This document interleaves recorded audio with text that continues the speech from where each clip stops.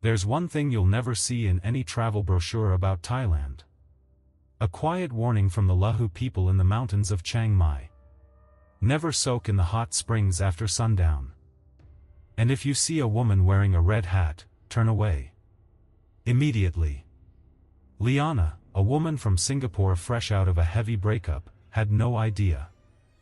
All she wanted was a quiet place, somewhere far away from the noise of the city, to gather her thoughts. She and her cousin Claire booked a small homestay tucked into the hillside, where a natural hot spring flowed gently through a bamboo grove behind the house. Everything felt perfect. The sky blushed orange at sunset. Steam curled softly above the water. Wind chimes clinked gently on the porch. And in that peaceful moment, Liana saw her. A woman in a red conical hat, sitting motionless in the middle of the stream. Her eyes were open, staring straight into the forest behind her. She didn't speak. She didn't move. She didn't react when the two cousins stood up to leave. And when they turned around for one last glance, she was gone. That night, Liana dreamt of bells echoing from underground, and water so cold it felt like she was sinking into something that wasn't water at all. And the next morning, Claire was gone. Her camera was found in the stream, next to a soaked red hat. Had they unknowingly crossed into a space where unrested spirits still wandered beneath the mist? Or was it all just a cruel trick of a grieving, exhausted mind? In today's story, we'll explore one of the most unsettling encounters ever told by a traveler in the mountains of Chiang Mai. And after hearing it, you may never step into a hot spring after dark again. Liana wasn't the type to believe in ghosts. Born and raised in Singapore, she was a freelance designer, modern, logical, independent, and maybe a little emotionally distant. But like many young adults, she had moments of drift. And this trip came during one of those moments. A few weeks earlier, she had ended a nearly 3-year relationship. No betrayal. No yelling. Just a quiet fatigue that had slowly grown between them. It ended one calm afternoon at a familiar cafe, with words that were strangely polite and terrifyingly final. And then came the silence. No more dinner plans. No more random texts. Just Liana, alone, surrounded by questions that had no answers. That's when Claire stepped in, her cousin from Bangkok. A few years older, part-time travel photographer, always bright, always breezy. They weren't particularly close. But Claire had that rare quality, she listened without judgment. "I know a place," she said. "Up in Chiang Mai. Quiet, cheap, no tourists. You'll be able to breathe again." And so they went. No hotels. No pools. No breakfast buffet. Just a tiny homestay on the northern slope of Chiang Mai, near a Lahu village. The hosts were an elderly couple. Spoke only basic English, but their smiles were warm and honest. The house was made of wood, roofed with bamboo, surrounded by forest. In the mornings, birdsong. At night, fireflies dancing beneath the porch light. But the most special thing? A narrow hot spring that ran right through the backyard. The water stayed warm year-round, and at dawn and dusk, the rising steam created a natural veil over the entire landscape. Locals would come to soak their feet or wash their hair. They called it Mother Spring, a place to cleanse worries and restore the spirit. But there was one thing. Claire had heard it in passing, from a woman selling fruit at the market. The villagers never bathed there at night. Not because it was dangerous, but because someone is there. Claire had laughed it off. "Just folklore," she said. Liana had stayed quiet. Not because she believed it, but because, at that point in her life, everything felt a little foggy. Even fear. They arrived one serene afternoon. The sky was clear. The air warm. Steam rose from the spring like a quiet invitation. No one knew that this healing getaway was only the beginning of something far deeper and far darker. That afternoon, after settling into their room and enjoying a simple dinner prepared by the homestay host, chicken curry with sticky rice and a few slices of ripe mango, Liana and Claire took a walk around the garden. The air was impossibly crisp. With each breath, Liana could smell the earth, the bamboo, and the warm mist rising from the hot spring behind the house. The sky was beginning to glow amber. The last light of day filtered through the treetops, casting blurred streaks across the water like silk unraveling. There were no cars. No voices. Only the scattered calls of birds somewhere in the trees, and the gentle trickling of water sliding over stone. The stream wasn't wide, about the width of a car. The water was crystal clear, revealing smooth gray pebbles layered at the bottom. Under the dusk light, the surface reflected both the colors of the sky and the wisps of steam floating just above it, forming a scene that felt part real, part dream. Claire, now changed into a loose beige dress, sat at the edge and dipped her feet in. She let out a soft gasp, then laughed. God, it's hot. But it feels amazing. Liana eased down beside her, slowly lowering her feet into the water.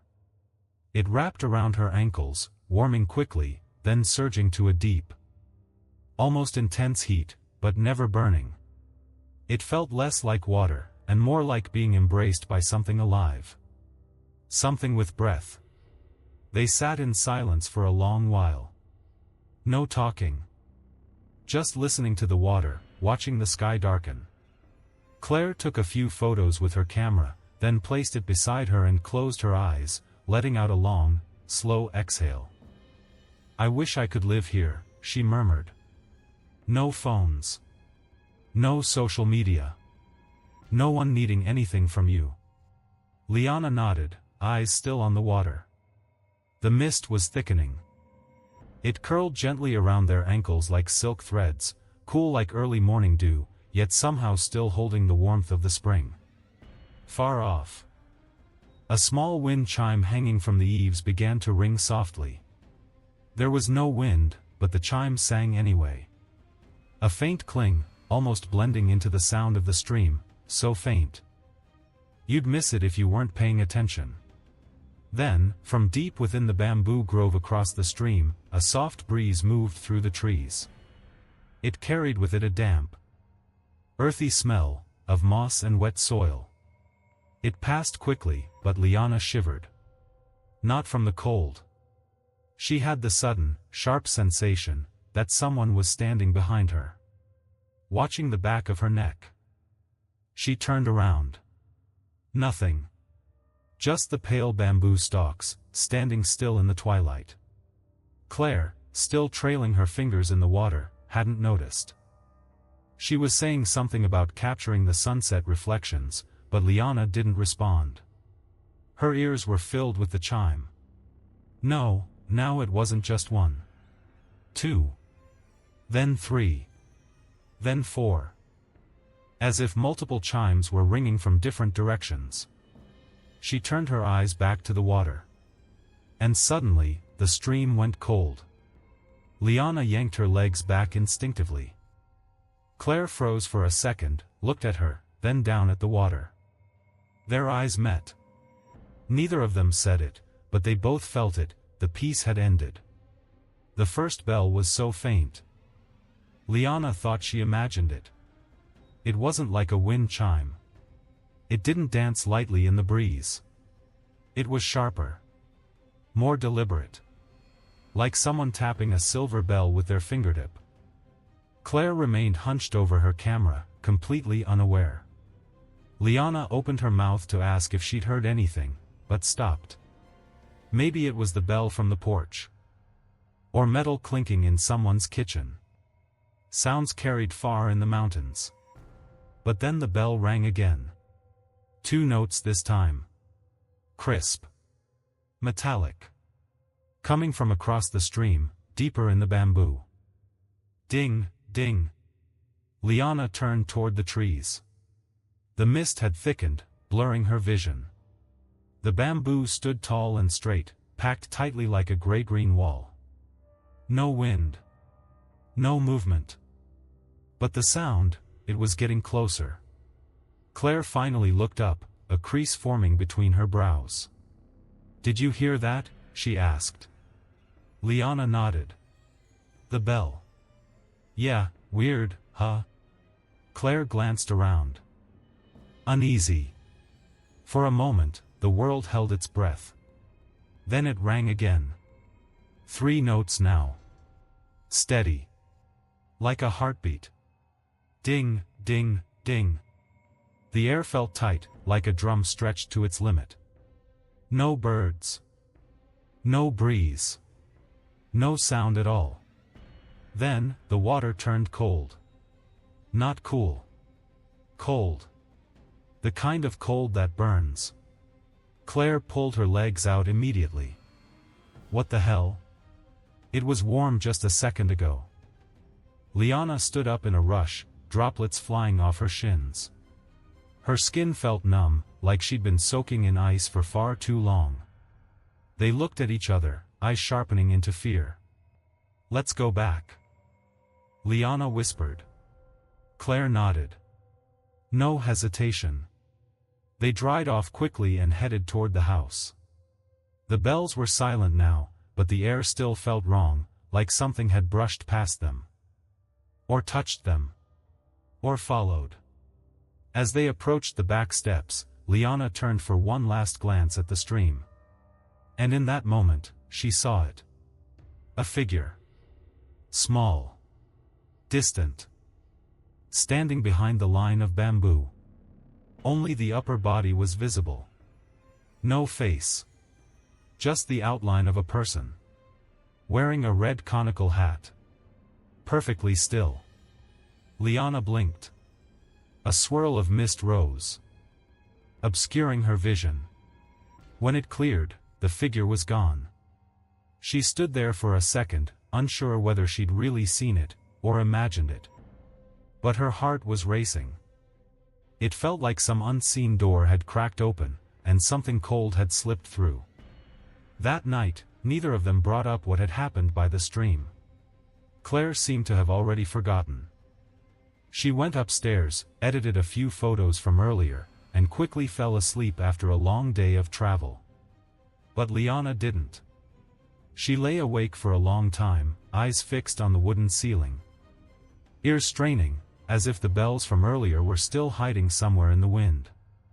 Part of her wanted to believe it had all been in her head. A trick of sound. A sudden cold stream caused by shifting geothermal heat. But another part, deeper, more instinctual, knew something wasn't right. Around midnight, Liana got out of bed and went downstairs to get some water. The hosts had gone to sleep. Most hallway lights were off, leaving only a dim yellow glow spilling from the kitchen onto the back patio. Everything was still. She poured herself a glass of water and stood by the window, looking out at the garden. And that's when she saw her. The woman in the red hat. She was standing across the stream. Right at the edge of the forest. The same spot Liana had seen that silhouette earlier. But this time, it was clear. No mist. No glare. The night sky was dark and deep, but the moon had risen.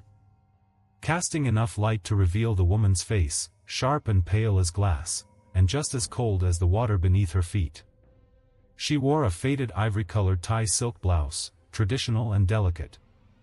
Its color dulled by time. Her arms hung limp at her sides. Her posture was rigid. Motionless. But the strangest thing was her gaze. She wasn't looking at Liana. Her eyes were fixed deep into the forest, at something far beyond the trees. As if she were waiting for something to emerge. Or remembering something no living person could touch. The red hat shadowed her forehead, casting a soft veil over her expression. But Liana could feel it, something deeply wrong was radiating from this woman. She stared harder. her heart pounding. Her hands trembling, the water in her glass rippling dangerously near the rim. And then, the woman turned her head. Not her body. Just her head.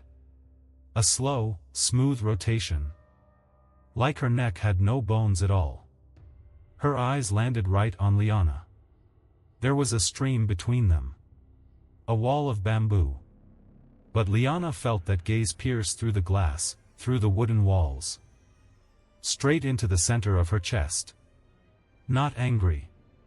Not sorrowful. Just, empty. And it was that emptiness that sent a chill crawling up Liana's spine. She stepped back. Nearly dropped the glass. When she looked up again, the woman was gone. No sound. No movement. Just a thin veil of mist drifting across the stream, as if nothing, and no one, had ever been there. But Liana knew. She had seen her. Clearly. And those eyes would stay with her for a long time. Liana didn't remember falling asleep.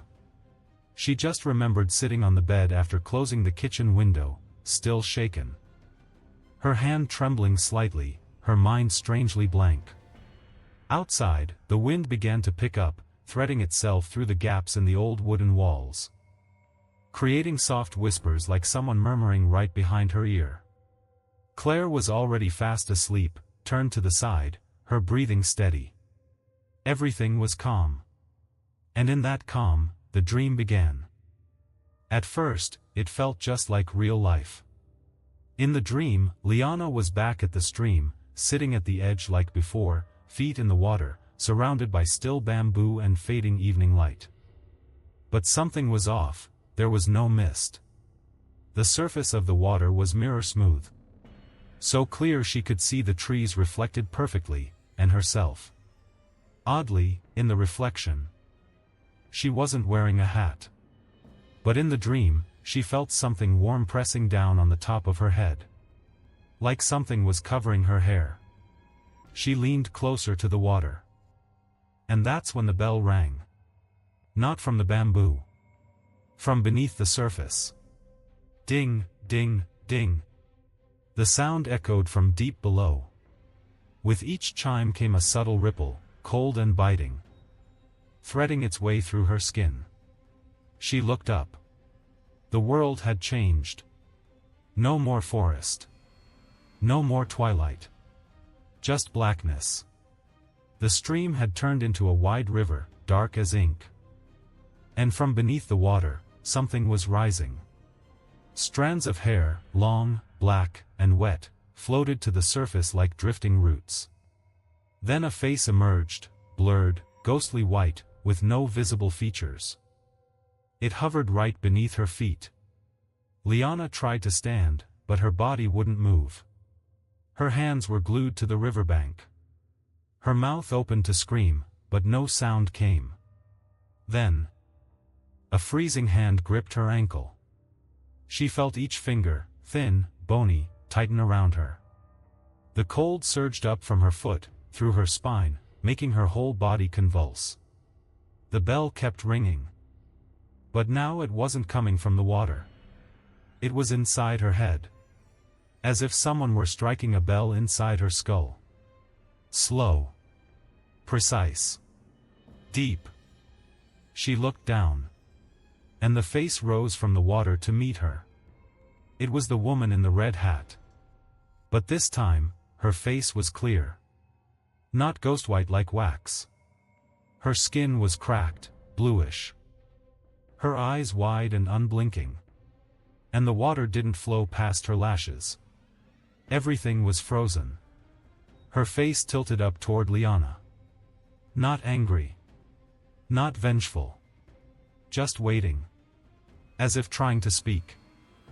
Then, she opened her mouth. No sound. Just an endless, gaping void. And from that void came the final bell. Ding. Liana jolted awake, soaked in sweat, or maybe water. She sat up sharply. Gasping for air. Her hands were freezing. Her heart thundered like she'd just swum out of a nightmare. Claire was still asleep. The room was still and silent. But the blanket at Liana's feet was drenched. And on the wooden floor beside the bed was a trail of water. Faint, glistening footprints, leading from the door. As if someone had just stepped inside. From the stream. The next morning, a thick fog blanketed the mountains. A soft layer of mist covered the hills, turning everything into a blur, like a scene from an ink-wash painting. Claire woke up early. As usual. She grabbed her camera and said she'd take a walk around the village to snap a few shots while the morning fog was still around, then come back for breakfast. Liana, still shaken from her nightmare, stayed inside. She sat quietly, hands wrapped around a cup of hot ginger tea made by the host, trying to calm herself. She hadn't said anything to Claire, not because she thought Claire wouldn't believe her, but because she didn't even know where to begin. Claire left a little after 6 a.m. By 9 o'clock, she still hadn't come back. At first, Liana thought maybe she had gotten caught up taking photos or chatting with someone in the village. But when the host shook her head and said she hadn't seen Claire at all that morning, and a few locals mentioned they hadn't seen any woman with a camera either, that uneasy feeling inside Liana rose like a dam breaking. She started searching. Following the path behind the house, walking along the stream, circling into the bamboo forest. No footprints. No response to her calls. Only the sound of wind rustling through bamboo leaves, and dry twigs cracking beneath her feet. Around noon, as the sun finally pierced through the thick fog, Liana caught sight of something between the low bushes, right near the spot by the stream where they had soaked their feet the day before. She ran toward it. It was Claire's camera. Still faintly warm. Like it had just been held. Next to it, an old, soaked red hat, lying upside down on the grass. Liana couldn't breathe. She stumbled back a step. Her mind spun with questions, none of which formed into words. Where was Claire? Why was her camera here? Whose hat was this? Why was it wet? She looked around, called Claire's name louder. Her voice echoed into the trees, and disappeared into silence. No Claire. Just an empty, unsettling gap in a landscape that had felt peaceful only yesterday. Liana ran back to the homestay. Fingers clenched tightly around the camera, veins rising on the back of her hand. One thought thundered in her head: Claire can't just disappear. She can't. But just as she stepped onto the wooden porch, the host blocked her path. Her expression was no longer the warm, gentle one from before. Her eyes narrowed. Her voice barely above a whisper, but steady. Did you see the woman in the red hat? She didn't say another word. Instead, she quietly led Liana inside, placed a cup of hot ginger tea on the table, and walked away. Her face stayed calm, but her eyes darted nervously, as if afraid something was listening, through the very walls of the wooden house. Liana sat silently in the empty kitchen. Claire's camera in her hands. She had turned it on. The last photo was taken at 6:42 a.m., a blurry shot of a woman in traditional dress, standing by the edge of the stream. Her face was obscured, covered in mist and fog.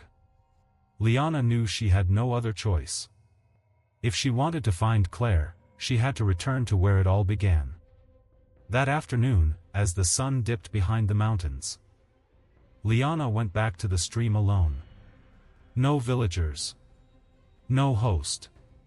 No dogs barking, no conversations, nothing. It was as if the entire village was holding its breath. The stream was still there, narrow, clear, quietly steaming. And cold. Colder than before. Liana stepped into the water slowly. She didn't know what she was doing. Only that if she didn't do it, if she didn't face it, nothing would change. Claire would still be missing. And everyone would keep pretending nothing had happened. The water reached her knees. Then her waist. Then her chest. She stood in the middle of the stream, steam swirling around her like threads of cold silk. And then, the bell rang. Kang. Just one note. Soft. Deep. Exactly like the one from her dream. Liana looked around. No one. Only mist, spiraling on the surface. And then, a hand surfaced. Right beneath her. A pale hand broke through the water. Skin wrinkled. Cracked, like it had been soaked for too long. The fingers were long. Nails dark. And on the wrist, Liana saw a small star-shaped birthmark. Claire. She gasped. Reaching down to grab it. But another face surfaced. Not Claire. It was the woman in the red hat. But this time, she wasn't across the stream. Not watching from afar. Not hidden. She was right there, rising from the water, eyes wide open, mouth parted but silent, her skin tight and waxy. And her eyes, for the first time, saw. No longer blank. No longer staring into another world. They locked onto Liana. Full of longing. Full of sorrow. Like she was looking for someone to take her place. A wave of cold gripped Liana's legs. She felt her body begin to sink, not pulled down, but swallowed. Like the stream itself was consuming her. In that moment, from somewhere on the bank, a voice rang out. Urgent. Firm. Accompanied by the sharp ringing of a silver bell. Get out of there. Now. Liana snapped back to reality. The mist dissolved. The woman's figure faded. Claire vanished. Everything shattered like a mirror dropped into water. An elderly man was pulling her from the stream. Stocky, dressed in dark fabric. Holding a bundle of dried bamboo and a small silver bell that still echoed in the air. Liana coughed hard. Gasped for breath. Her hands shook as she forced out a single word. Claire. The old man looked at her for a long time. Then nodded slowly. She hasn't been taken. Not yet. But if you'd stayed there just a few minutes longer, the one she was waiting for might have been you. The man who pulled Liana from the stream that day wasn't just another villager. His name was Ajong, one of the oldest shamans of the Lahu community in the Chiang Mai Mountains. The homestay owner had secretly called him, right after Liana told her about the nightmare and Claire's disappearance. No one asked how he knew to arrive just in time. No one questioned why he carried a bundle of dry bamboo and a tiny silver bell. Only Liana, shivering on a stone step, her mind blank and her body still trembling, had the presence of mind to ask. Who was that woman? Ajong sat in silence for a long while. Then he finally sat across from Liana, eyes heavy with sorrow. He didn't look at her like a stranger. He looked at her the way one looks at someone they've seen before, long ago, in the eyes of another survivor. His voice was rough, but every word clear. She was once one of us. A Lahu woman. No one remembers her real name anymore. People just called her May Daying, Mother Red, because she always wore a red hat when she went outside. Not for style, but to hide the bruises on her face. Liana held her breath. Ajong continued. She was married to a man from the village. No one really knew what happened between them, but people often saw her working with fresh cuts on her wrists. Or blood stains under her sleeves. Everyone knew, but no one dared to interfere. Her husband came from a powerful clan. Then one day, she got pregnant. The baby was born early, frail, sickly. With a large birthmark on its back. The villagers called it a demon's mark. Her husband left. She raised the child alone, living in isolation.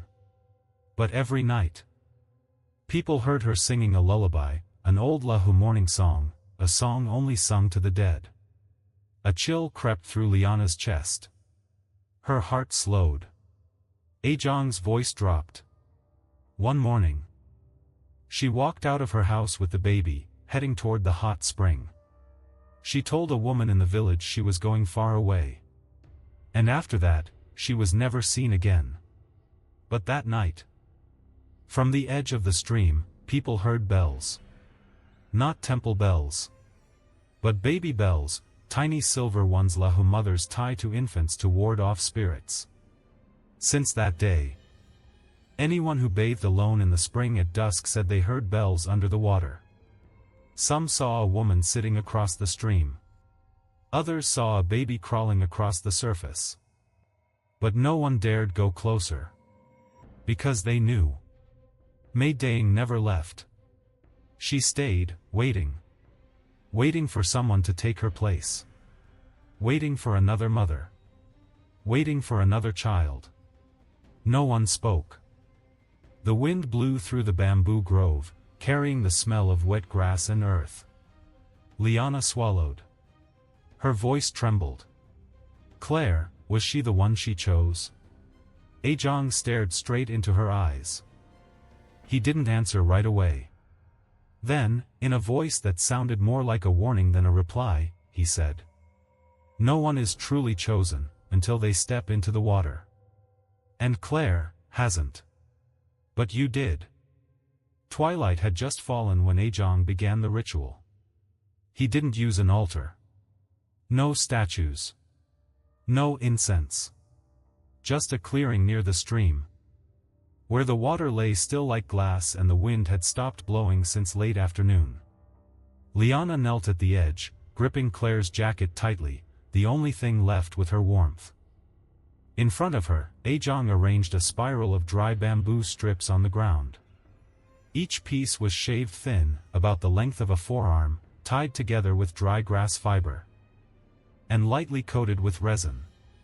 At the center of the spiral, he placed a silver bell, small as a coin, engraved with symbols from the ancient Lahu script.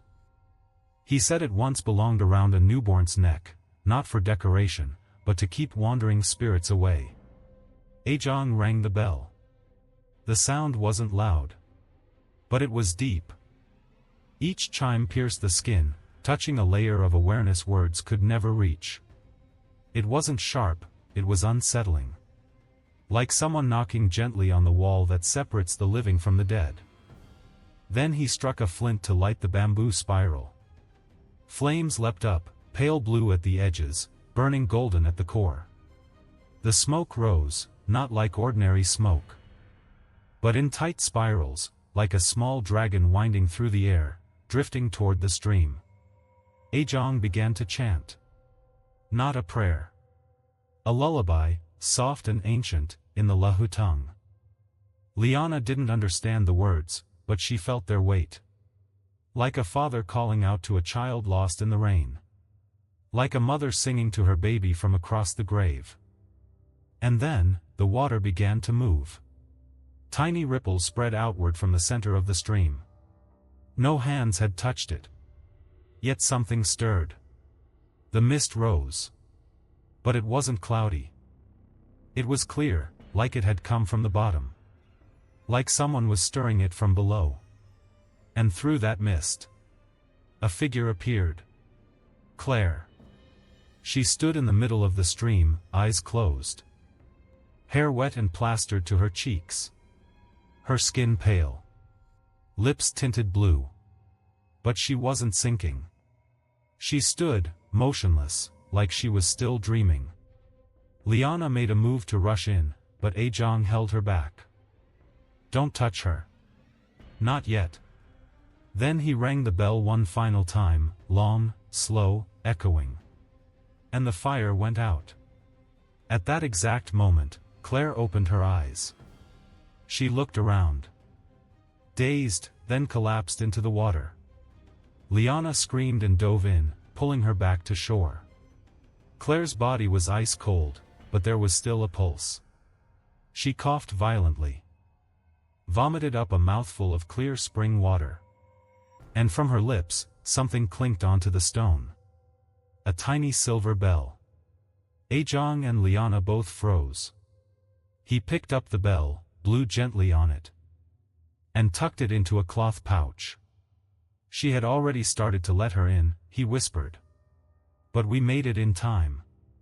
Liana wrapped her arms around Claire and sobbed. She didn't ask anything else. She didn't need to. That embrace held all the answers neither of them could put into words. That night, no one returned to the stream. And the next morning, the villagers built a new bamboo circle near the water's edge, and tied an old silver bell to it. Not to banish her, but to remember that beneath the still waters, a spirit still waits for someone to take her place.